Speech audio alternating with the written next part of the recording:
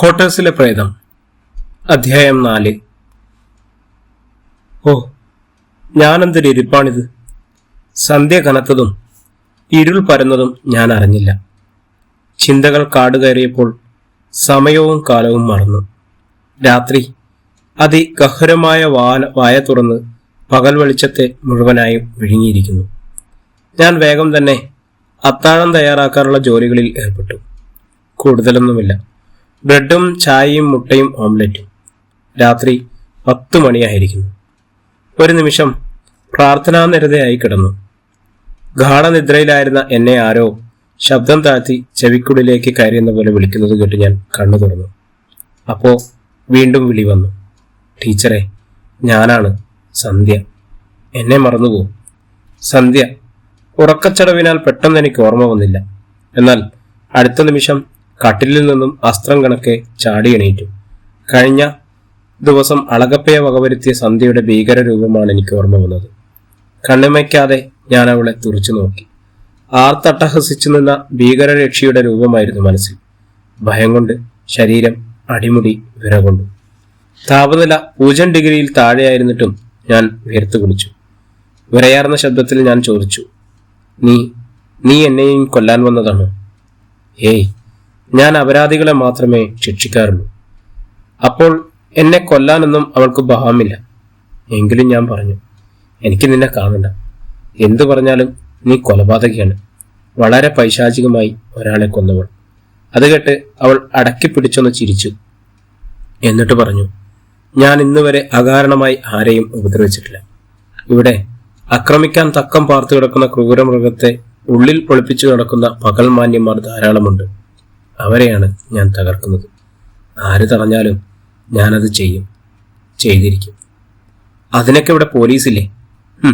Police സംഭവിക്കാനുള്ളതെല്ലാം സംഭവിച്ചു കഴിയുമ്പോൾ സ്ഥലത്തെത്തി അന്വേഷണമെന്നും പ്രവർത്തനം നടത്തുന്ന രാഷ്ട്രീയ കോമരങ്ങളാണവർ. ഏത് പാർട്ടിയാണോ ഭരിക്കുന്നത് അവരുടെ ചെൽപ്പടിക്ക് നിൽക്കുന്ന വെറും കോമാളി വേഷങ്ങൾ. പോകാൻ പറ. അതിരിക്കട്ടെ, നീ എന്തിനാണ് അളകപ്പയെ കൊന്നത്? അയാളെന്ത് ചെയ്തു? ഏതാനും നിമിഷങ്ങളിലെ നിശബ്ദതയ്ക്ക് ശേഷം അവൾ തുടർന്നു. അളകപ്പ അവനൊരു കാട്ടുപൂച്ചയായിരുന്നു. ശരിക്കും മാർജാരൻ. നിശബ്ദ പാദപതനത്തിലൂടെ വന്ന് ഇരയുടെ മേൽ ചാടി വീഴുന്ന നിർവിഷ്ട ജീവി. ഞാനിന്നിവിടെ അലയുന്നതിന്റെ പിന്നിലുള്ള കറുത്ത കരങ്ങളിൽ ഒന്ന് അവന്റെയാണ്. ഇത്രയും പറഞ്ഞ് അവളുടെ അണപ്പല്ലുകൾ ഞെരിഞ്ഞമർന്നു. കണ്ണുകൾ കോപത്താൽ ചുവന്നു വെളുത്തു. ഏതാനും സമയം നിശബ്ദമായി കടന്നുപോയി. ഞാൻ അവളുടെ വാക്കുകൾക്കായി കാതോർത്തു. വീണ്ടും അവൾ പറഞ്ഞു തുടങ്ങി. നിന്റെ കഥ ഞാൻ പറയാം പിന്നീട്. കഴിഞ്ഞ കർക്കിടവാവ് ദിവസം രാത്രി 10 മണിയോടടുത്തപ്പോൾ സ്കൂളിന്റെ മതിൽ ചാടി കുറുക്കൻ കോഴിക്കോടിനെ സമീപിക്കുമ്പോൾ അളകപ്പ സ്കൂൾ ക്വാർട്ടേഴ്സിന്റെ സമീപമെത്തി. അവൻ ലക്ഷ്യമിട്ട ഇര ടീച്ചറായിരുന്നു. അവന്റെ ഓരോ ചലനവും ഞാൻ നിരീക്ഷിക്കുന്നുണ്ടായിരുന്നു. അവൻ ടീച്ചറിന്റെ മുറിയുടെ വാതിൽ തുറക്കാൻ ശ്രമിക്കുമ്പോഴാണ് സ്കൂൾ വരാന്തയിൽ ചുരുണ്ടുകിടന്നിരുന്ന ലക്ഷ്മി അയാളുടെ ശ്രദ്ധയിൽപ്പെട്ടത്. ഒരിരയെ കക്ഷത്തിൽ കിട്ടിയിരിക്കുന്നു. അതിനെ ഉപേക്ഷിച്ച് ഉത്തരത്തിലിരിക്കുന്നതിന് കിട്ടുമെന്ന് ഉറപ്പാതില്ലാത്തതിനെ തേടിപ്പോകുന്നത് എന്തിന്? അയാൾ ലക്ഷ്മിയുടെ അടുത്തേക്ക് ചുവടുകൾ വെച്ചു. ഇതൊന്നും അറിയാതെ, ഒരു ചിന്തയുമില്ലാതെ ഉറങ്ങുകയാണ് അവൾ. അവളുടെ സമീപമെത്തി. അഴിഞ്ഞുലഞ്ഞ മുഖം മറച്ചു കിടന്ന അവളുടെ മുടി ഒരു വശത്തേക്ക് മാറ്റി. വലതുവശം ചരിഞ്ഞ് ഒരു പൂച്ചക്കുട്ടിയെ പോലെ കിടന്നിരുന്ന അവളുടെ കീറപ്പുതപ്പ് വലിച്ചു മാറ്റി. മാൻപേടയെ കണ്ട ഹിംസമൃഗത്തെ പോൽ അയാളപ്പോൾ അവളുടെ മേൽ ചാടി വീഴാൻ വെമ്പുകയായിരുന്നു. അതേ നിമിഷത്തിലാണ് അളകപ്പയെ പിന്തുടർന്ന എന്റെ കൈകൾ അയാൾക്കുമേൽ പാഞ്ഞു പതിച്ചത്. ഒരു കീടത്തെ എന്ന പോലെ ഞാൻ അയാളെ പൊക്കിയെടുത്തു. സംഹാരരുദ്രയായി മാറിയ എനിക്ക് അവനെ കൊന്ന് അവന്റെ രക്തത്തിൽ ആറാടിക്കഴിഞ്ഞപ്പോഴാണ് കോപമടങ്ങിയത്. ഞാൻ പറഞ്ഞത് കേട്ട് ഒന്നും മിണ്ടാതെ ഇരിക്കുന്ന ടീച്ചറെ അവളൊന്ന് നോക്കി. അളകപ്പ ഒരു ദിവസം പുലർച്ചെ തന്റെ പിന്നിൽ വന്നു നിന്ന് പോയത് ഓർത്തുപോയി.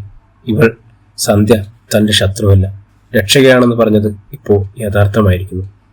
ഒരേ സമയം എന്റെ ലക്ഷ്മിയുടെയും രക്ഷകയും അളകപ്പയുടെ ശിക്ഷകനുമായിരിക്കുന്നു. ഞാൻ നന്ദിപൂർവ്വം അവളെ നോക്കി. അധ്യായം 10.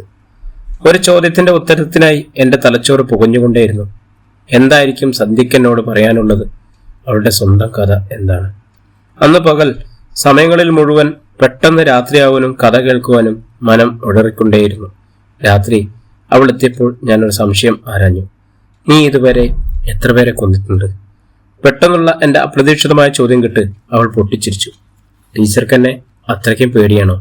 ഏയ്, വെറുതെ ചോദിച്ചതാ. കൃത്യമായി പറഞ്ഞാൽ 6 പേരെ കൊന്നിട്ടുണ്ട്. അതിലൊന്ന് സ്ത്രീയാണ്. സ്ത്രീയോ? എന്താ, സ്ത്രീകൾ മാത്രം പുണ്യവതിമാരും പുരുഷന്മാരെല്ലാം പാവികളുമെന്നാണോ?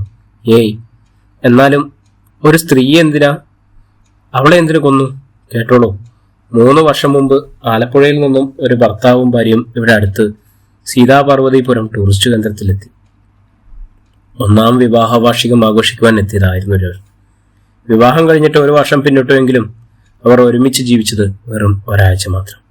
അതിനുശേഷം ഭർത്താവ് വിദേശത്തായിരുന്നു. അദ്ദേഹം അവിടെ മണലാരണ്യത്തിൽ ഊണും ഉറക്കവും ഉപേക്ഷിച്ച് അധ്വാനിച്ചുണ്ടാക്കിയ പണം മാസം തോറും ഭാര്യയുടെ പേർക്ക് നാട്ടിലേക്ക് അയച്ചു കൊടുത്തിട്ടുണ്ട്. ആ പണം കൊണ്ട് പുതിയ വീട് പണി ആരംഭിച്ചു. ഭർത്താവ് വരുമ്പോഴേക്കും പണി പൂർത്തീകരിക്കാനും തീരുമാനിച്ചു. ഓരോ മാസവും പണത്തിന് കൂടുതൽ ആവശ്യങ്ങൾ നിരത്തി ഭാര്യ ഭർത്താവിന് കത്തെഴുതി. അയാൾ അതിനനുസരിച്ച് അധിക സമയം ജോലി ചെയ്ത് കൂടുതൽ പണം നാട്ടിലേക്ക് അയച്ചു. അയാൾ വിദേശത്ത് പോയി ഏറെ താമസിക്കാതെ വീട് പണിയുടെ മേൽനോട്ടത്തിനായി ഒരു ചെറുപ്പക്കാരനെ അവൾ നിയോഗിച്ചു. കണ്ടാൽ സുമുഖൻ, ആരോഗ്യവാൻ. ക്രമേണ അവൻ അവളുടെ കാമുകനായി മാറി. വീട്ടിലുണ്ടായിരുന്ന പിതാവ് അവരുടെ സ്വൈര്യവിഹാരത്തിന് തടസ്സമായപ്പോൾ ഒരു സ്റ്റൗ പൊട്ടിത്തെറിയിലൂടെ ആ തടസ്സം ഭദ്രമായി നീക്കി. ഇങ്ങനെ ഭർത്താവ് വരുന്നത് വരെ എല്ലാം അവരുടെ ഇഷ്ടാനുസരണം കാര്യങ്ങൾ സുഗമമായി മുന്നോട്ട് പോയി. അതോടൊപ്പം വിദേശത്തു നിന്നും മടങ്ങിയെത്തുന്ന ഭർത്താവിനെ വകവരുത്താൻ രണ്ടുപേരും വിദഗ്ധമായി കരുക്കൾ നീക്കുകയും ചെയ്തു. നല്ലൊരു കുടുംബജീവിതം സ്വപ്നം കണ്ട് നാട്ടിലെത്തിയ ഭർത്താവിനെയും കൂട്ടി ഹണിമൂണും വിവാഹാശുഭവും എന്ന ഒരുമിച്ചെന്ന വ്യാജേന സീതാപാർവതിപുരത്ത് വന്നതാണ്. അവളും കാമുകനും കൂടി നേരത്തെ കണ്ടെത്തിയ സുരക്ഷിത സ്ഥലമായിരുന്നത്. അവിടെ ഒരു അണക്കെട്ടുണ്ട്. ഇരുവശവും വനമാണ്. വിനോദസഞ്ചാരികൾക്ക് ബോട്ടിങ്ങും ട്രക്കിനും ഒക്കെ സൗകര്യമുണ്ട്. അവിടെ എത്തിയ ദമ്പതികൾ ട്രക്കിങ്ങിനിറങ്ങി. അത് ഭാര്യയുടെ നിർബന്ധമായിരുന്നു. അണക്കെട്ടിൽ നിന്നും കുറേ ദൂരം വനത്തിലൂടെ വന്ന് നടന്നപ്പോഴേക്കും കാടിന്റെ മറ്റൊരു ഭാഗത്തുകൂടി ഒരാൾ അവിടേക്ക് വന്നു. അയാൾ ആരാണെന്ന് അന്വേഷിക്കുന്നതിന് മുമ്പ് അയാളുടെ കടാര ഭർത്താവിന്റെ വയറ്റിൽ 2 തവണ കയറിയിറങ്ങിക്കഴിഞ്ഞിരുന്നു. അത് അവളുടെ കാമുകനായിരുന്നു. നിലവിളിക്കാൻ ശ്രമിച്ച ഭർത്താവിന്റെ വായിലേക്ക് അവൾ തുണികി തിരുകി കയറ്റി. ഭാര്യയും കാമുകനും കൂടി അയാളുടെ മാംസം കുത്തിക്കീറി. അതിനുശേഷം ഒന്നും സംഭവിക്കാത്തതുപോലെ ട്രക്കിംഗ് കഴിഞ്ഞ് താമസ സ്ഥലത്തിനടുത്തുള്ള ലോഡ്ജിലെത്തി. പിറ്റേന്ന് ബോട്ടിംഗ് കഴിഞ്ഞ് തിരികെ പോവുകയായിരുന്നു അവരുടെ പദ്ധതി. എന്നാൽ പാവികളായ അവർക്കുള്ള ശിക്ഷ നടപ്പിലാക്കുവാൻ നിയോഗിക്കപ്പെട്ടത് ഞാനായിരുന്നു. ബോട്ടിങ്ങിനിറങ്ങിയ അവരെ 2 പേരെയും ഞാൻ ബോട്ട് മുക്കി വകവരുത്തി.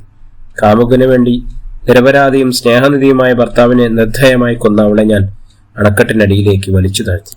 ഭർത്താവിനെ തുണ്ടം തുണ്ടമാക്കി അവളുടെ കൈകൾ വെട്ടിമാറ്റി. കണ്ണുകൾ ചൂഴ്ന്നെടുത്ത് മത്സ്യങ്ങൾക്ക് ആഹാരമാക്കി. തലമുടി മൊത്തമായും പിഴുതെടുത്ത് മരച്ചിലിൽ കെട്ടി ഞാൻ അന്ന് ഊഞ്ഞാലാടി രസിച്ചു. അവളുടെ താല്പര്യത്തിന് വഴങ്ങി നല്ലവനായ ഒരാളുടെ ജീവൻ കുരുതി കഴിച്ച കാമുകന്റെ ശരീരം കാട്ടിലെ കഴുതപ്പുലികൾക്ക് എറിഞ്ഞുകൊടുത്തു. അങ്ങനെ അവർക്കുള്ള ശിക്ഷ ഞാൻ നടപ്പാക്കി.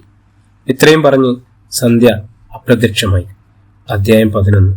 കഴിഞ്ഞ അടുത്ത ദിവസം വളരെ ആദർശികമായി പകൽ മുഴുവൻ കോടമഞ്ഞിന്റെ തണുത്ത കരങ്ങൾ ഏലപ്പാടി ഗ്രാമത്തെ ഒന്നടക്കം ആവരണം ചെയ്തിരുന്നു. പകലോൻ ഉച്ചത്തിയിലെത്തിയിട്ടും ഹിമവാളികൾ അതിന്റെ കാഠിന്യം കുറയ്ക്കുവാൻ കൂട്ടാക്കിയില്ല. വാനവും ഭൂമിയും കെട്ടിപ്പുണർന്ന് ആനന്ദലഹരിയിൽ ലയിക്കപ്പെട്ടു. അവിടേക്ക് കടന്നുവന്ന കാറ്റുപോലും അപൂർവ നിശബ്ദത കൈകൊണ്ടു. എങ്ങും ഭീകരതയാണോ അതോ ശാന്തതയാണോ എന്ന് വേർതിരിച്ചറിയാൻ പറ്റാത്ത മൗനം. അതെ, വാചാലമായ ആ മൗനത്തിൽ വൃക്ഷച്ചിലകൾ പോലും പരസ്പരം കൂട്ടിമുട്ടി ശബ്ദമുണ്ടാക്കാതെ വികർഷിച്ചു നിൽക്കുന്നു. ഏലപ്പാടിയിൽ നിന്നും എവിടെ നോക്കിയാലും ആകാശം താഴെ വീണുകിടക്കുന്നതായി കാണാൻ സാധിക്കുമായിരുന്നുള്ളൂ. ഐസ് കട്ടയെപ്പോലും മരവിപ്പിക്കുന്ന അതിശൈത്യത്തിൽ ഏവരും കമ്പിളി വസ്ത്രത്തിനുള്ളിൽ സ്വന്തം കൂരയിൽ നിന്നും വെളിയിലിറങ്ങാതെ ദിവസം തള്ളി നീക്കി. എന്നാൽ പടിഞ്ഞാറ് പകലോൻ ചിതയൊരുക്കിയപ്പോൾ വളരെ വിചിത്രമായി സന്ധ്യയ്ക്ക് കുങ്കുമവർണം ചാലിച്ച് മാനം ചെമ്പട്ട് വിരിച്ച് ഒരപൂർവ ശോഭ പോർന്നു. പകലിന്റെ മൂകതയിൽ നിന്നും വിട്ട് പ്രകൃതി കൂടുതൽ ഉന്മേഷവതിയായിരുന്നു. രാത്രി 10 മണിയോടെ രാവിന്റെ പ്രണയിനി സന്ധ്യ എത്തി. ജനാലക്കൽ വന്നുവന്ന അവളുടെ മുഖം പതിവിലും ശോഭനാവർണമായി. എന്നോടെന്തോ പറയാൻ വ്യഗ്രത പൂണ്ടാണ് അവളുടെ നിൽപ്പ്. ഇന്നവളോടൊപ്പം മറ്റെന്തോ പുൽത്തകടിയിൽ കുറച്ചുനേരം ചിലവഴിച്ചാലോ. എന്തായാലും സന്ധ്യ എന്നോടൊപ്പം ഉണ്ടല്ലോ എന്ന ധൈര്യമാണെന്നു എനിക്ക്. തണുപ്പ് പറ്റാനുള്ള എല്ലാ മുൻകരുതലുകളും നടത്തി ഒരു പട്ടുനൂൽ പുഴുവിനെ പോലെ ഞാൻ പുറത്തു കടന്നു. ഞങ്ങളെ 2 പുൽത്തകടിയിലിരുന്നു. നേരത്തെ നിലാവിൽ സന്ധ്യയുടെ മുഖം മാത്രം ഒരു നിഴൽ പോലെ കാണാം. ശരീരം ഏതാണ്ട് മഞ്ഞ് പോലെ ഒരു മൂടുപടം മാത്രം. സന്ധ്യ തന്നെ സംസാരത്തിന് തുടക്കമിട്ടു. ഇന്ന് ഞാൻ ടീച്ചറോട് ഒരു പെൺകുട്ടിയുടെ കഥ പറയാം. ടീച്ചർ വളരെ ശാന്തമായി ശ്രദ്ധയോടെയും ക്ഷമയോടെയും കേൾക്കണം. ഞാൻ ഏറെ നാളായി കേൾക്കുവാൻ ആഗ്രഹിച്ച ഇവരുടെ കഥ തന്നെയാവില്ലേ പറയാൻ പോകുന്നത്. ഞാൻ ഉദ്വേഗഭരിതയായി. മനവും മിഴിയും അവളിൽ മാത്രം കേന്ദ്രീകരിച്ച് ക്യാമറ അതിന്റെ കണ്ണുകളിലേക്ക് ദൃശ്യം പകർത്തുവാനെന്ന പോലെ ഞാൻ ജാഗരൂപയായി. ഉത്കണ്ഠയാൽ എന്റെ ഹൃദയതാളം പെരുമ്പറ ഒഴുക്കി. അവൾ ഇത്ര നാളത്തെയും മൂടുപടം അഴിച്ച് യഥാർത്ഥത്തിന്റെ വാതായനം മലർക്കെ തുറക്കുകയാവാം. അവൾ കഥ പറഞ്ഞു തുടങ്ങിയപ്പോഴേ മാംസം കരിഞ്ഞ ഒരു ദുർഗന്ധം അതുവഴി അതിലേക്ക് കടന്നുപോയി. പെടുന്നനെ വൃക്ഷശിഖരങ്ങളെ വലിച്ചുമാറ്റി ചുഴറ്റിയെറിഞ്ഞ അതിഘോര ശബ്ദമുണ്ടാക്കി കാറ്റ് ആഞ്ഞു വീശാൻ തുടങ്ങി. നായ്ക്കൾ ഭയാനകമായി ഓരിയിട്ടു. വൃക്ഷച്ചില്ലയിലിരുന്ന പറയാന്മാർ അതിവേഗ മിസൈലുകൾ പോലെ കാടിന്റെ അന്ധകാര നിബന്ധതയിലേക്ക് ദിശയറിയാതെ പറന്നു വന്നു. താഴെ കൃഷിയിടത്തിലുണ്ടായിരുന്ന പച്ചക്കറികളെല്ലാം കാറ്റിൽ ചുഴിയിൽപ്പെട്ട് വലിച്ചെറിയപ്പെട്ടു. കാറ്റ് മുടിയഴിച്ചാടുകയാണ്. എങ്ങും ഭീകരാന്തരീക്ഷം. പ്രകൃതി ആകെ ശോഭിച്ചിരിക്കുന്നുവോ? താഴെ തടാകത്തിലെ ജലം ഉയരുകയും താഴുകയും ചെയ്യുന്നത് കാണാമായിരുന്നു. എന്നാൽ എന്നെ ഏറെ അത്ഭുതപ്പെടുത്തിയത് മറ്റൊന്നാണ്. ഞാനും സന്ധ്യയും ഇരുന്നിടത്ത് മാത്രം യാതൊരുവിധ അനക്കവുമില്ല. കാറ്റ് അവിടേക്ക് എത്തി നോക്കിയതുപോലുമില്ല. വൃക്ഷങ്ങളെല്ലാം മാടിയുലങ്ങുന്നത് കണ്ട് ഞാൻ പേടിയോടെ സന്ധ്യയുടെ മുഖത്തേക്ക് നോക്കി. അപ്പോൾ വിദൂരതയിലേക്ക് കണ്ണുകൾ അയച്ച് നിശ്ചലയായിരിക്കുകയാണ്. അപ്പോഴേക്ക് കാറ്റ് നനച്ചിരുന്നു. അന്തരീക്ഷം ശാന്തമായി. സന്ധ്യ കഥ ആരംഭിച്ചു. അധ്യായം 12. ഏലപ്പാടിയുടെ വാനമ്പാടിയായിരുന്ന ഒരു കൊച്ചു പെൺകുട്ടി. സന്ധ്യയുടെ നിറക്കൂട്ടുകൾ ചാലിച്ച് സൃഷ്ടിക്കപ്പെട്ടവർ. സന്ധ്യാവന്ദനത്തിന്റെ മാധുര്യവും ശാന്തതയും ആനന്ദവും ഏലപ്പാടിയിലെ ഗ്രാമീണർക്ക് പകർന്നു നൽകിയവർ. ആരാധനാലയങ്ങളിലെ ദേവീദേവന്മാരെ നറുമലരുകളാൽ ഹരാർപ്പണം ചെയ്ത് നിത്യേന നദ്ദയിൽ നിന്നും ഉണർത്തിയെടുക്കുന്നു. ഏലപ്പടിയിലും സീതാ പാർവതീപുരത്തും പൂക്കുടയുമായി പൂത്തുമ്പിയെ പോലെ പാറി നടന്നവൾ. ആ ഗ്രാമത്തെ എല്ലാവർക്കും പ്രിയപ്പെട്ടവൾ. അവൾ അവരുടെ കണ്ണിലുണ്ണിയാണ്. അന്ന് പുലർച്ചെ 5 മണിയോടെ കുട നിറയെ പൂക്കളുമായി എത്തുന്ന അവൾ ഗ്രാമീണരെ പൂക്കളി തന്നെ. ഒരിക്കൽ മഞ്ഞുമൂടിയ ഒരു നനുത്ത പ്രഭാതത്തിലാണ് ഏലപ്പടിയിലെ കടത്തിനയിൽ ഒരു പിഞ്ചു കുഞ്ഞിന്റെ കരച്ചിൽ. അതിലെ വന്ന തോട്ടം പറാവുകൻ തേനയ്യ കണ്ടത്. നോക്കിയപ്പോഴതാ പ്രഭാത സൂര്യന്റെ തേജസ്സും അമ്പിളി വർണ്ണവുമുള്ള ഒരു താമരപ്പൂ പൈതൽ കൈകാലിട്ടടിച്ചിരുന്നു. പരിസരത്തെങ്ങും ആരുമില്ല. ഇത്രയും ഓമനത്വമുള്ള ഒരു കുഞ്ഞിനെ ഉപേക്ഷിച്ചവൾ ആരായിരുന്നാലും അവൾ ഹൃദയശൂന്യ തന്നെ. മിക്കവാറും പല ഹോട്ടലുകളിൽ നിന്നും ഭോജനം നടത്തി വഴിയിടങ്ങളിൽ അന്തിയുറങ്ങി പലരോടൊപ്പം നീങ്ങുന്ന ഏതെങ്കിലും ഒരു വഴിയാത്രക്കാരിക്ക് കിട്ടിയ സമ്മാനം ഇവിടെ ഉപേക്ഷിച്ചു പോയതവർ. ഇത്തരം സമ്മാനങ്ങൾ നല്ലതോ ചീത്തതോ എന്ന് ഉപേക്ഷിക്കുന്നവർ തിരക്കാറില്ല. ഉപേക്ഷിച്ച കനി ചീഞ്ഞോ ആരെങ്കിലും എടുത്തോ കുളിർത്തോ എന്നൊന്നും നോക്കാറില്ല. മഞ്ഞിൽ തണുത്തു വിറയ്ക്കുന്ന പഞ്ഞിക്കെട്ട് പോലത്തെ ആ ഇളം കുരുന്നിനെ തേനയ്യ കോരിയെടുത്തു നെഞ്ചോട് ചേർത്തു. അന്നു മുതൽ ആ കുട്ടി തേനയ്യയുടെ മാത്രമല്ല, ആ ഗ്രാമവാസികളുടെ എല്ലാവരുടെയും പ്രിയപുത്രിയായിരുന്നു. നിലത്ത് വീഴാതെയും മഴ നനയാതെയും കാക്കയും പരുന്തുണ്ടാഞ്ചാതെയും അവൾ ഗ്രാമവാസികളിൽ ഓരോരുത്തരായും അവൾക്ക് കാവലിരുന്നു. അങ്ങനെ അവരുടെയെല്ലാം മാനസപുത്രിയായി ആ ബാലിക, അതെ സന്ധ്യ, വളർന്നു. നിത്യവും പുലരും മുമ്പേ സന്ധ്യയും കൂട്ടരും ചേർന്ന് തേയിലത്തോട്ടത്തിനോട് ചേർന്നുള്ള വനാതിർത്തിയിൽ നിന്നും ധാരാളം പൂക്കൾ ശേഖരിക്കും. സന്ധ്യയാകട്ടെ ആ പൂക്കളോടൊപ്പം വീട്ടുമുറ്റത്ത് നിൽക്കുന്ന ചെത്തിപ്പൂവും തുളസിയിലയും കൂടി ശേഖരിക്കും. ഇര രണ്ടും കോർത്ത് ചെത്തിമാല ദേവീക്ഷേത്രത്തിലെ ഭദ്രകാളിക്കും തുളസിമാല ശ്രീകൃഷ്ണ ക്ഷേത്രത്തിലെ ശ്രീകൃഷ്ണ ഭഗവാനും ഹരാർപ്പണം നടത്തി അടുത്ത ആരാധാലയത്തിലെത്തി യേശുദേവനും മാതാവിനും ഓരോ കൈക്കുടന്ന പൂവും സമർപ്പിച്ചതിന് ശേഷമാണ് അവിടെ പൂക്കച്ചവടം ആരംഭിക്കുന്നത്. പാതയോരത്തിരുന്ന പൂമാല കോർത്ത് അതുവഴി വരുന്ന വിദേശികളും സ്വദേശികളുമായ സഞ്ചാരികൾക്ക് വിൽക്കുകയാണ് സന്ധ്യയുടെയും ചങ്ങാതിമാരുടെയും തൊഴിൽ. രാവിലെ 6 മണി മുതൽ 8:30 വരെ പൂക്കച്ചവടം നടത്തിയതിനു ശേഷം അവർ വീടുകളിലേക്ക് മടങ്ങി സ്കൂളിൽ പോകാൻ തയ്യാറാവും. വൈകുന്നേരം സന്ധ്യ അയലത്തെ ചങ്ങാതിയായ വേണുവിനെ കടല വിൽപ്പനയ്ക്കായി സഹായിക്കും. കടല വറുത്ത് കുമ്പിൾ കുത്തി വിൽക്കുകയാണ് അവൻ. സീതാപാർവതീപുരത്തു നിന്നും വരുന്ന വിനോദസഞ്ചാരികൾക്ക് അതുവഴിയാണ് വന്നുപോകുന്നത്. അതിനാൽ കടലയ്ക്ക് നല്ല വിൽപ്പനയാണ്. കൂട്ടുകാർ യഥേഷ്ടമുണ്ടായിരുന്നുവെങ്കിലും സന്ധ്യയുടെ ഉറ്റ സുഹൃത്തായിരുന്നു വേണു. അവൻ 10ാം തരത്തോടെ വിദ്യാഭ്യാസത്തോട് വിട പറഞ്ഞു. കാരണം അവൻ 10ൽ അന്തസ്സായി തോറ്റിരുന്നു. എന്നാൽ സന്ധ്യ 10ാം ക്ലാസ് നല്ല മാർക്കോടെ ജയിക്കുകയും അവൾക്ക് പട്ടണത്തിൽ കോളേജിൽ പ്രവേശനം ലഭിക്കുകയും ചെയ്തു. സന്ധ്യയ്ക്ക് കോളേജിൽ ക്ലാസ് തുടങ്ങിയപ്പോഴാണ് വേണുവും സന്ധ്യയും ഇണപിരിയാത്ത ചങ്ങാതിമാരെ കഴിഞ്ഞിരിക്കുന്നു എന്ന് മനസ്സിലായത്. പട്ടണത്തിലേക്ക് അവിടെ നിന്ന് 150 കിലോമീറ്ററോളം ദൂരമുണ്ട്. അവിടേക്ക് പഠിക്കാൻ പോയാൽ മാസത്തിലൊരിക്കലേ നാട്ടിൽ വരാൻ സാധിക്കും. അതും പറ്റുമെന്നറിയില്ല. കാരണം ഗ്രാമവാസികളെല്ലാവരും ചേർന്ന് സാമ്പത്തികമായി സഹായിച്ചാണ് അവളെ കോളേജിൽ അയക്കുന്നത്. അപ്പോൾ പിന്നെ കണക്കറ്റ യാത്രാ ചെലവിന് പണം കളയാനില്ല. തമ്മിൽ പിരിഞ്ഞിരിക്കുന്നതോർത്ത് രണ്ടുപേർക്കും തീരാ സങ്കടമായി. ശകുന്തളയിലെ ശകുന്തളനും ദുഷ്യന്തനും നളചരിത്രത്തിലെ നളനും ദമയന്തിയും ശ്രീകൃഷ്ണ ചരിത്രത്തിലെ കൃഷ്ണനും രാധയും പോലെ അനുയോജ്യരായിരുന്നു വേണുവും സന്ധ്യയും. അവരുടെ ബന്ധത്തെ ഗ്രാമവാസികൾ അംഗീകരിക്കുകയും ചെയ്തിരുന്നു. വനത്തിൽ പൂക്കൾ ശേഖരിക്കാൻ പോകുമ്പോഴും കളിസ്ഥലങ്ങളിലുമെല്ലാം വാദോരാതെ സംസാരിച്ചുകൊണ്ടിരിക്കുന്ന സന്ധ്യ അങ്ങേയറ്റം നാനവതയായിരുന്നു. പട്ടണത്തിലേക്ക് പോകേണ്ട ദിവസം അടുക്കുംതോറും അവൾ കൂടുതൽ ദുഃഖിതയും ചിന്താവിഷ്ടയുമായി. വേണുവിന്റെ അവസ്ഥയും മറിച്ചായിരുന്നില്ല. എങ്കിലും കൂടുതൽ പഠിച്ച് നല്ലൊരു നിലയിലെത്താണല്ലോ എന്ന് പറഞ്ഞ് രണ്ടുപേരും സമാധാനിപ്പിക്കാൻ ശ്രമിച്ചു. എങ്കിലും അവളുടെ ഹൃദയം കൂടുതൽ വ്രണിതമായിക്കൊണ്ടിരിക്കുന്നു. ഇപ്പോ പൂക്കൾ ശേഖരിക്കാൻ പോയാലും അവളുടെ വിൽപ്പനയ്ക്കുള്ള പൂക്കൾ എടുക്കാനില്ല. ക്ഷേത്രത്തിലേക്കും പള്ളിയിലേക്കുമുള്ള പൂക്കൾ മാത്രമാണ് ശേഖരിക്കുക.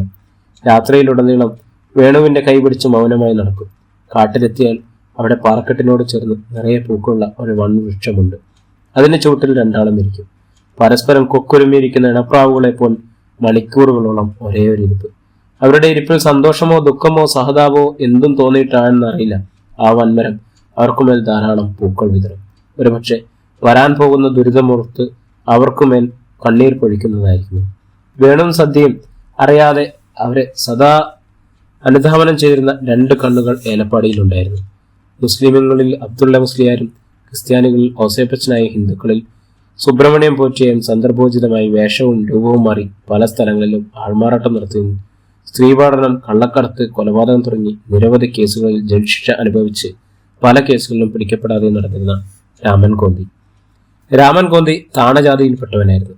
ബാല്യത്തിൽ മുന്തിയ ജാതിക്കാരിൽ നിന്നുണ്ടായ തിക്താനുഭവങ്ങൾ അവനെ ഒരു സാമൂഹ്യ വിരോധിയും നിഷേധിയും സർവോപകാരി വിനാശനാഗരിയും ആക്കി മാറ്റിയിരുന്നു. സകലതും നശിപ്പിക്കുന്നതിലൊരു പ്രത്യേക ആനന്ദം അയാൾ കണ്ടെത്തി. അവൻ ഇപ്പോൾ ഏലപ്പാടിയിലെത്തിയിരിക്കുന്നു. ഇവിടുത്തെ ക്രിസ്ത്യൻസിന്റെ ഇടയിലേക്ക് ഔസേപ്പച്ചനെത്തിയ അയാൾ വളരെ വേഗം അവിടുത്തുകാരുടെ വിശ്വാസം പ്രീതിയും ആർജിച്ചു. ദിവസേന മാതാവിനും യേശുനാഥനും പൂക്കൾ സമ്മാനിക്കുവാൻ പുലർക്കാലത്തെ മഞ്ഞിൽ കുളിച്ചെത്തുന്ന സന്ധ്യയിൽ അയാളുടെ കണ്ണുകൾ പലവട്ടം മുടക്കി.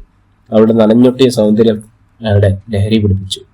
രാമൻ കോന്തിയുടെ കിരാത ഹൃദയം ഔസേപ്പച്ചൻ വിശുദ്ധ വസ്ത്രത്തെ കീറിമുറിച്ചുകൊണ്ട് അതിദൂരം മുന്നോട്ടോടി. അയാളുടെ കണ്ണുകൾ സ്ത്രീകളെ പരോക്ഷമായി വിവസ്ത്രമാക്കി. അവരെ അടിമുടി കാർന്നു തിന്നുന്നതായിരുന്നു. ആ തീ കണ്ണുകൾ സന്ധ്യയും വെറുതെ വിട്ടില്ല എന്നത് സ്വാഭാവികമാണ്.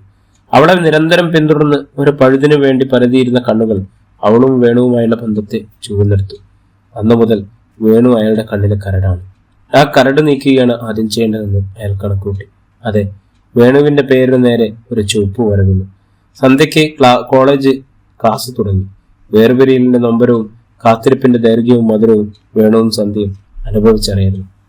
രണ്ടുപേരും തമ്മിൽ കാണുവാനുള്ള അവസരം വിരളമായി. 2 മാസത്തിലൊരിക്കൽ മാത്രമാണ് കാണാനൊരവസരം ലഭിക്കുന്നത്. കാണുമ്പോൾ പറയാനേറെ കാത്തുവച്ചിട്ടുണ്ടാവുമെങ്കിലും നേരിൽ കാണുമ്പോൾ വാക്കുകൾ തൊണ്ടയിൽ കുരുങ്ങും. അങ്ങനെ പറയാതെ പറയും. വസന്തവും ശിശിരവും കടന്നുപോയി. 1 വർഷം പിന്നിട്ടു. സന്ധ്യ പട്ടണത്തിൽ നിന്നും വന്നപ്പോൾ വേണുവിനെ കാണാൻ സാധിച്ചില്ല. പിന്നീട് വന്നപ്പോഴും അതുതന്നെ സംഭവിച്ചു. വേണുവിനെ കുറെ ദിവസമായി ഗ്രാമങ്ങളിൽ കാണാറേയില്ല എന്നാണ് അറിയാൻ കഴിഞ്ഞത്. വേണു ഇവിടെ പോയി? തന്നോട് പോലും പറയാതെ ഇതുവരെ അങ്ങനെ ഉണ്ടായിട്ടില്ല. അവൾ ആകെ അസ്വസ്ഥയായി. പഠനത്തിലൊന്നും താല്പര്യമില്ലാതായി. പിന്നീട് പട്ടണത്തിലേക്ക് പോവാൻ അവൾ കൂട്ടാക്കിയില്ല. അങ്ങനെയിരിക്കെ കാട്ടിൽ താനും വേണുവും കൂടി ഇരിക്കാറുള്ള ആ വൻമരത്തിന്റെ ചുവട്ടിൽ പോയി ഇരിക്കണമെന്ന് അയാൾക്ക് തോന്നി. ആ മരത്തിന് സമയമെത്താൻ വേണുവിന്റെ സാമീപ്യം അനുഭവവേദ്യമാകുന്നത് പോലെ തോന്നി. അവന്റെ ഗന്ധം അവിടെ തങ്ങി നിൽപ്പുണ്ടാവും. അവൾ വൃക്ഷച്ചൂട്ടിലെത്തി. ഓ, എന്തൊരു ദുർഗന്ധം! എന്തോ ചീഞ്ഞു നാറുന്ന മണം. പാറക്കെട്ടിന് സമയത്തൊന്നും കാറ്റത്ത് ആ ഗന്ധം നാസരഗന്ധങ്ങളിലേക്ക് തുറഞ്ഞു കയറുന്നു. എന്നാലും എന്താവുമെന്നറിയാനുള്ള ആകാംക്ഷ. മിക്കവാറും ഏതെങ്കിലും മാംസബുക്കായ മൃഗങ്ങൾ അവയുടെ ഇരയെ തിന്നിട്ട് ബാക്കി ഭാവം കൊണ്ടുവന്ന് പാറയടക്കിൽ ഒളിപ്പിച്ചു വെച്ചിരിക്കുന്നതാവാം. എന്തായാലും ഒന്ന് നോക്കിയേക്കാം. ഒന്ന് നോക്കണമെന്നുള്ള അവളുടെ ഹൃദയത്തിലിരുന്ന് ആരോ വിളിച്ചു പറയുന്നത്. എന്തായാലും ഒന്ന് നോക്കിയേക്കാം. മൂക്കും വായും പൊത്തിപ്പിടിച്ച് അവൾ അവിടത്തേക്ക് ചൂടുകൾ വെച്ചു. പാറക്കെട്ടിനടുത്തെത്തിയപ്പോൾ അതാ കുറ്റിച്ചെടിയുടെ ചൂട്ടിൽ ഒരു വസ്ത്രത്തിന്റെ തിളക്കം. അവളുടെ തലച്ചോറിലൂടെ ഒരു വൈദ്യുത പ്രവാഹം ഉണ്ടായി. ആ വസ്ത്രം, അത് അവൾ ഓടി സമീപമെത്തി. അയ്യോ, വേണുവിന്റെ ഷർട്ട്! അവന്റെ പിറന്നാളിന് താൻ കൊടുത്തതാണ്. തിരമാലകളെക്കാൾ ആയത്തിൽ അവളുടെ നെഞ്ചിടിപ്പ് ഹൃദയഭിത്തി തകർക്കുമാർ ആഞ്ഞടിച്ചു.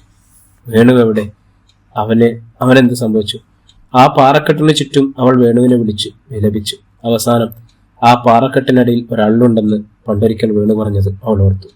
വേഗം തന്നെ വള്ളിപ്പടർപ്പുകൾ കൊണ്ട് മൂടിക്കിടന്നത് ആ ഭാഗത്തേക്ക് ചെന്നു. അവിടേക്ക് ആരും പോകാറില്ല. കാരണം അതിനിടയിൽ വന്യമൃഗങ്ങൾ പതുങ്ങിയൊഴുപ്പുണ്ടാവുമത്രേ. എങ്കിലും അവൾക്ക് ഭയം തോന്നിയില്ല. എങ്ങനെയും വേണുവിനെ കണ്ടെത്തുക എന്ന ഏകലക്ഷ്യമേ അവൾക്കുണ്ടായിരുന്നു. പക്ഷേ അപ്പോഴേക്കും ദുർഗന്ധം കൊണ്ട് നിൽക്കാൻ പറ്റാത്ത അവസ്ഥയിൽ. എങ്കിലും ടവൽ കൊണ്ട് വായും മൂക്കും പൊത്തിപ്പിട്ട് ആകെ മുന്നോട്ട് നീങ്ങി. വള്ളിപ്പടപ്പുകളിലൂടെ അടുത്ത കാലത്താരോ കയറി ഇറങ്ങിയതുപോലെ കുറെ ഇലകൾ വാടിയും ചവിട്ടിയരയ്ക്കപ്പെട്ടും കിടക്കുന്നു. അവിടെ ഒരു പിടിവലി നടന്ന ലക്ഷണം. വല്ല മൃഗങ്ങളും, പുലിയോ കടുവയോ മറ്റോ. ഓ എന്റെ കൃഷ്ണ, വേണുവിനെ കാത്തോളേ. അവൻ മനമരുകി ഭഗവാനെ വിളിച്ചു. അശുഭകരമായതൊന്നും സംഭവിക്കരുത്. അവൾ വള്ളിപ്പടപ്പുകൾ വാങ്ങി മറ്റു താഴേക്കിറങ്ങി. അതിനുള്ളിൽ കടവാവലുകൾ അവയുടെ വലിയ ചിറകുകൾ വീശി പുറത്തേക്ക് പറന്നു. അവൾ ഭയന്ന് പാറക്കെട്ടിന്റെ ഭിത്തിയിലേക്ക് ചാരി. വീണ്ടും ചൂടുകൾ താഴേക്ക് വെച്ചു. 2 സ്റ്റെപ്പ് താഴെ വെച്ചപ്പോൾ കാലെന്തിലോ ചവിട്ടി തെന്നി. അവൾ താഴേക്ക് വീണു. ചീഞ്ഞളിഞ്ഞ എന്തിലോ ചവിട്ടിയതുപോലെ. പക്ഷെ ഒന്നും കാണുവാൻ സാധിക്കുന്നില്ല. ആ ഭാഗം മുഴുവൻ ഇരുട്ടാണ്. അവിടേക്ക് പ്രകാശം കടക്കുന്നില്ല. കൈകൾ നിലത്ത് കുത്തി വീഴ്ചയിൽ നിന്നും എഴുന്നേക്കുവാൻ ശ്രമിച്ചു. അപ്പോൾ പഴത്തിലെന്ന പോലെ വിരലുകൾ താന്നു. ദുർഗന്ധം കൊണ്ട് അവൾ വനം പുരട്ടുകയും 2-3 കവൾ ഛർദ്ദിക്കുകയും ചെയ്തു. അതോടൊപ്പം അവളുടെ ഉള്ളിൽ ആവൽപ്പണി മുഴങ്ങി. അവൾ തിരിച്ചു മുകളിലെത്തി. വള്ളിപ്പടപ്പുകൾ മുഴുവൻ വലിച്ചു മാറ്റി. അതിലേക്ക് നേരിയ വെളിച്ചം വന്നു. അപ്പോൾ എന്താണ് ആ വെളിച്ചത്തിൽ കാണുന്നത്? അവളിൽ നിന്നും ഒരു ആർത്തനാദമുണ്ടായി. പക്ഷേ ശബ്ദം പുറത്തു വന്നില്ല. അതിനകം തന്നെ ബോധരഹിതയായി നിലംപതിച്ചു. അന്തി മയങ്ങിട്ടും സന്ധ്യയെ കാണാതെ വന്നപ്പോൾ തേനയ്യ അയൽവാസികളോട് അന്വേഷിച്ചു. അപ്പോഴാണ് അവൾ വനാതിർത്തിയിലേക്ക് പോകുന്നത് കണ്ടതായി ഒരു പെൺകുട്ടി പറഞ്ഞത്. പക്ഷെ അവിടെ പോയാൽ സന്ധ്യ വരെ ആരും തങ്ങാറില്ലല്ലോ. എല്ലാവർക്കും അമ്പരപ്പും പേടിയുമായി. കുറെ ആളുകൾ ചേർന്ന് പന്തവും ടോർച്ചും വടികളുമായി കാട്ടിലേക്ക് നീക്കി. മുഖത്ത് ജലഗണങ്ങൾ വീണ് തണുപ്പനുഭവപ്പെട്ടവരാണ് സന്ധ്യ കണ്ണു തുറന്നത്. ബോധമണ്ഡലത്തിലേക്ക് തിരിച്ചു കയറാൻ ഏതാനും നിമിഷങ്ങൾ വേണ്ടി വന്നു. തന്റെ ആത്മാവിന്റെ ഓരോ മുടിനാരിഴയും കീറി അതിന്റെ അടിവേര് വരെ താഴെ പിഴുതു നോക്കിയാലും വേണുവില്ലാത്ത ഒരു നൂലിഴ പോലും ബാക്കിയുണ്ടാവില്ല. ആ ആത്മാവ് ആരാണ് അറുത്തെടുത്തത്? കാക്കയോ കഴുകനോ കടുവയോ? ആരാണ്? എന്തായാലും ഇനി ഈ ലോകത്ത് വേണുവില്ല. ഏറെ നേരം ആർത്തറച്ചു കളഞ്ഞ അവൾ സാവകാശം നിർവികാരതയുടെ നിസ്സഹായതയോടെ കാണാക്കയങ്ങളിലേക്ക് മുങ്ങിത്താണ്. ആ സമയം ഏലപ്പാടിയുടെ പൊതുശ്മശാനത്തിൽ പാറക്കെട്ടിൽ നിന്നും കണ്ടെടുത്ത വേണുവിന്റെ അഴുകിയ ജഡം മറവ് ചെയ്യുകയായിരുന്നു. സന്ധ്യയുടെ ലോകത്ത് ഭാവിയും വർത്തമാനവും ഇല്ലാതായി. ഭൂതകാലം മാത്രമായിരുന്നു അവളുടെ സമ്പാദ്യം. ആ ഓർമ്മയിൽ നിത്യവും തേയിലത്തോട്ടത്തിന്റെ പ്രാന്തപ്രദേശത്തുള്ള പാറക്കെട്ടിനരികിലെ വൃക്ഷച്ചുവട്ടിൽ പോയിരിക്കും. അവിടെ വേണുവും അവളും മാത്രമുള്ള ഒരു ആത്മീയ ലോകത്ത് ഏറെ നേരം ചെലവഴിക്കും.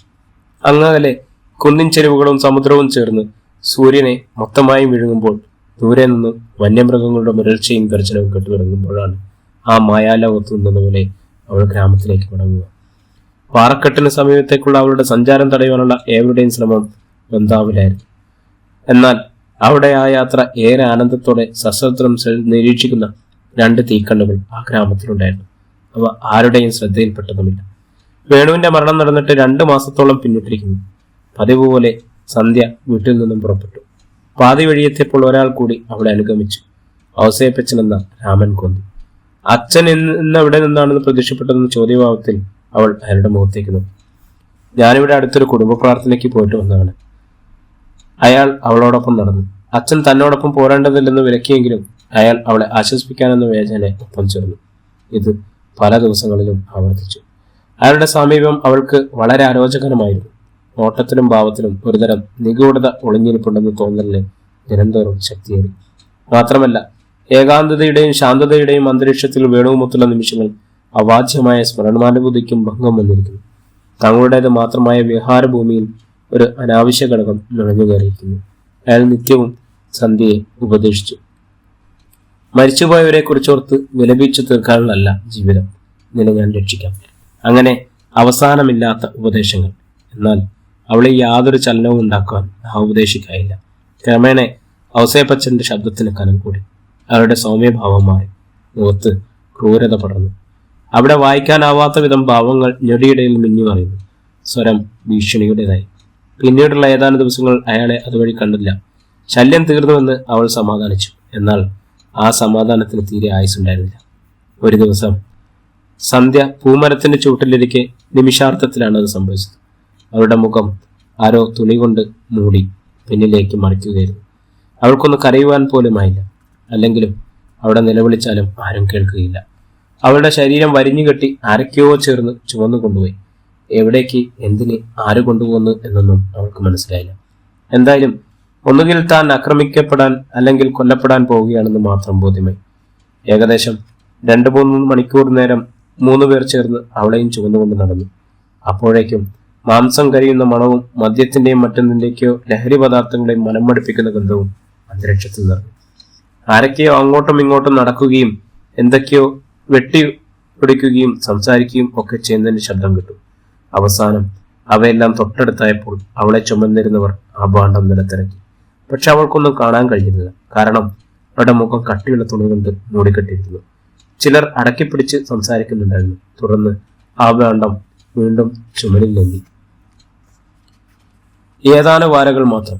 പിന്നീട് അത് താഴെ വെച്ചു. സാവകാശം അവളുടെ മുഖം മൂടി വലിച്ചു മാറ്റി. കണ്ണു ചിമ്മി ചുറ്റിനു നോക്കി. കരിങ്കൽ പാളി കൊണ്ട് തീർത്ത അറയ്ക്കുള്ളിൽ ഒരു മൂലക്കായി കത്തിച്ചു വെച്ചിരിക്കുന്ന പന്തം. എല്ലാറ്റിനെയും വിഴുങ്ങാനുള്ള ആർത്തിയോടെ അത് കത്തിജ്വലിക്കുന്നു. ആ ജോലയുടെ കണ്ണിലൂടെ ഭിത്തിയിൽ ഒട്ടിച്ചു വെച്ചിരിക്കുന്ന പുലി, മാൻ, മലയണ്ണാൻ, കരിങ്കുരങ്ങ് തുടങ്ങിയ ധാരാളം വന്യജീവികളുടെ തൊലി ഭിത്തിയുടെ നിഴൽ ഭീതി പരത്തുകയാണ്. മുകൾ ഭാഗത്ത് 2 ഇടങ്ങളിലായി താഴേക്ക് തുറച്ചു നോക്കിയിരിക്കുന്ന കാട്ടുപോത്തിൻ തലകൾ, മറ്റൊരു ഭാഗത്ത് കമ്പിയിൽ കോർത്ത് നിരനിരയായിട്ടിരിക്കുന്ന ഉണക്കിറച്ചി. അവൾ കിടക്കുന്ന തലയോട് ചേർന്ന് ഈട്ടിയിൽ കടഞ്ഞെടുത്തൊരു വലിയൊരു കട്ടിൽ, അതിന്റെ തലക്കലായി കല്ലുകൊണ്ടൊരു വട്ടമേശ, അതിനു മുകളിൽ പാതയൊഴിഞ്ഞ മദ്യക്കുപ്പി, ബീഡിക്കുറ്റികൾ, മാംസാഹാരത്തിന്റെ അവശിഷ്ടങ്ങൾ, കാലി ഗ്ലാസുകൾ എന്നിവ ഇരിക്കുന്നു. താനേതോ കാട്ടുകൊള്ളക്കാരുടെ പിടിയിലകപ്പെട്ടതായിട്ടാണ് അവൾക്ക് തോന്നിയത്. അവൾ ചുറ്റും നോക്കി. തന്നെ ഇവിടേക്ക് കൊണ്ടുവന്നവരെവിടെ? ആരെയും കാണാനില്ല. ഈ അറയുടെ വാതിലെവിടെ? അറിഞ്ഞുകൂടാ. എല്ലായിടവും ഒരുപോലെ ഇരിക്കുന്നു.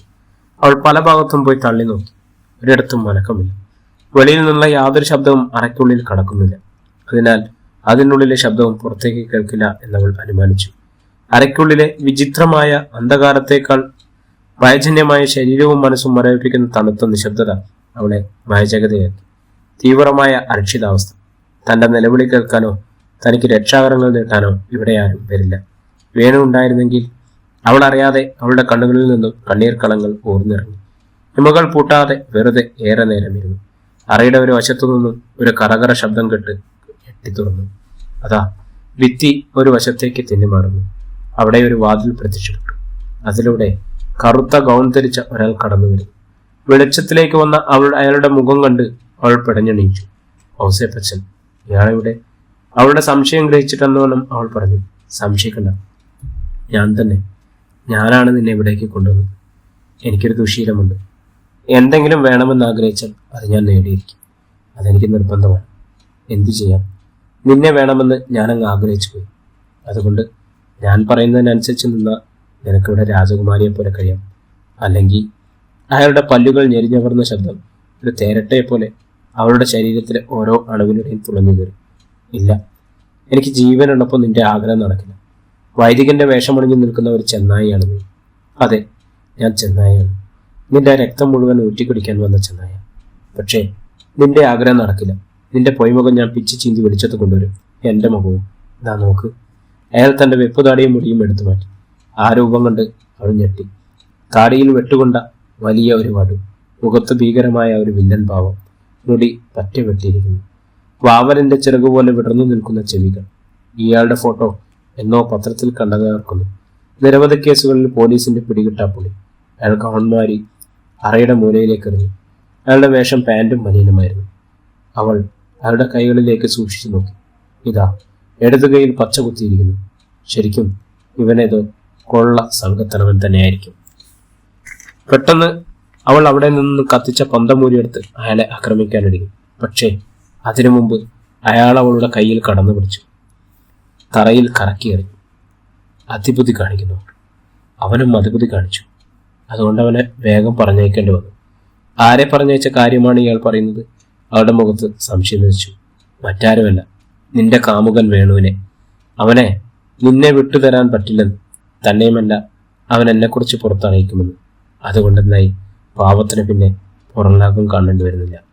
എന്ത്, എൻ്റെ വേണുവിനെ കൊന്നത് ഇയാളാണെന്നോ? തീർച്ചയായും ഇയാളെ വെറുതെ വിട്ടുകൂടുക. വളരെ തന്ത്രപൂർവ്വം സമീപിക്കേണ്ടിയിരിക്കുന്നു, അവൾ ചിന്തിച്ചിരിച്ചു. ഈ സമയം അയാൾ അവൾക്കരികിലേക്ക് ചുവടുവെക്കുകയായിരുന്നു.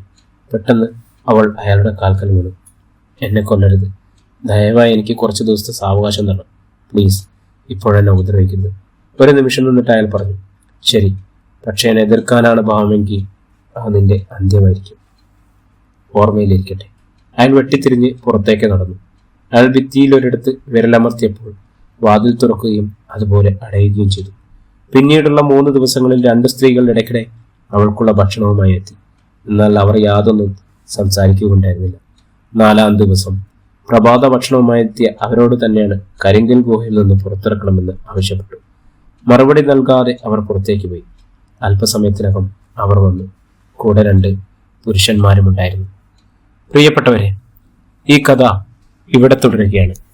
ഇതിന്റെ അവസാന ഭാഗത്തിനായി നമ്മുടെ ചാനൽ ഒന്ന് സബ്സ്ക്രൈബ് ചെയ്യുക, ബെല്ലൈക്കൺ അമർത്തുക, കൂടെ കൂടുക. എല്ലാവർക്കും ഒത്തിരി നന്ദി, സ്നേഹം.